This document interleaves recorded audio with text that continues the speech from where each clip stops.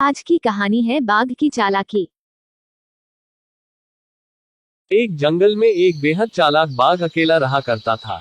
हालांकि जंगल में और भी बहुत सारे जानवर रहते थे, परंतु वह बाघ अपने परिवार से बचपन में ही बिछड़ चुका था। इसलिए उसने अपना सारा जीवन अकेले ही संघर्ष के साथ इस घने से जंगल में गुजारा था। वह जंगल के प्रत्येक कोने कोने से वाकिफ था, अतः उसे इस जंगल में किसी भी चीज का भय नहीं रहा था।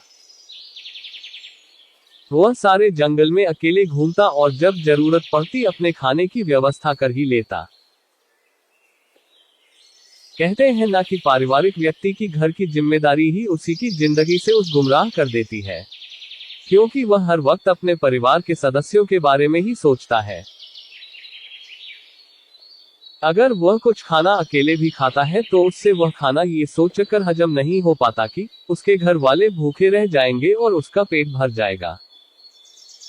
लेकिन बाघ का परिवार था ही नहीं और वह अपना जीवन खुद के बनाए नियमों एवं शर्तों के बल पर जीता। इसलिए वह हर दिन खुशी के साथ मौज मस्ती करके बिता लेता। वह बड़े से बड़े जानवर के साथ चालाकी से खिलवाड़ कर देता। जब भी उसे अपना पेट खाली महसूस होता, वो चालाकी से जंगल में घास करने वाली जानवरों को घात लगाकर मारता और अपनी भूख शांत करता। कई बार तो किसी जानवर को उसके साथियों के सामने ही मार डालता और शिकार को दूर ले जाकर वहां अपना पेट भरता। परंतु एक दिन बाघ कुछ खराब चीजें खाने के कारण अपने स्वास्थ्य को बिगाड़ देता है और कमजोर पड़ जाता है।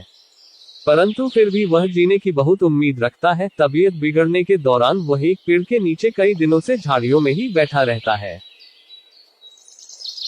एक दिन वहां से कुछ सुअर और उसके बच्चे भोजन की तलाश में घूमने निकलते हैं, तो सुअर की नजर एक बाघ पर पड़ती है और वह अपनी माँ को बताता है कि माँ, पेड़ के नीचे झाड़ियों में एक बाघ बैठा हुआ है, जिसका हम शिकार करके अपने रात्रि का भोजन आराम से कर सकते हैं। बच्चा अपनी माँ से यह बात बोलता है, पर तेजतर्रार कानों की बदौलत बाघ ये बात सुन लेता है और एक मृत बाघ की भांति नखरे करते हुए कुछ क्षणों के लिए अपनी सांस रोककर सो जाता है।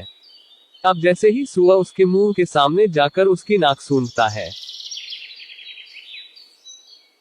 तो वह उसे मरा हुआ समझता है और उसे अपने स्वास्थ्य के लिए हानिकारक समझकर वहां से चला जाता है।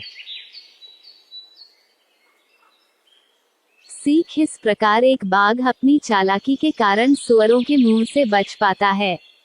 हमें भी हमेशा मुश्किल वक्त पर अपनी बुद्धि का सही प्रयोग कर ऐसे निर्णय लेने चाहिए जिससे हम खुद की सुरक्षा कर सके। अगर आपको वीडियो पसंद आए तो लाइक करें, शेयर करें और सब्सक्राइब करें।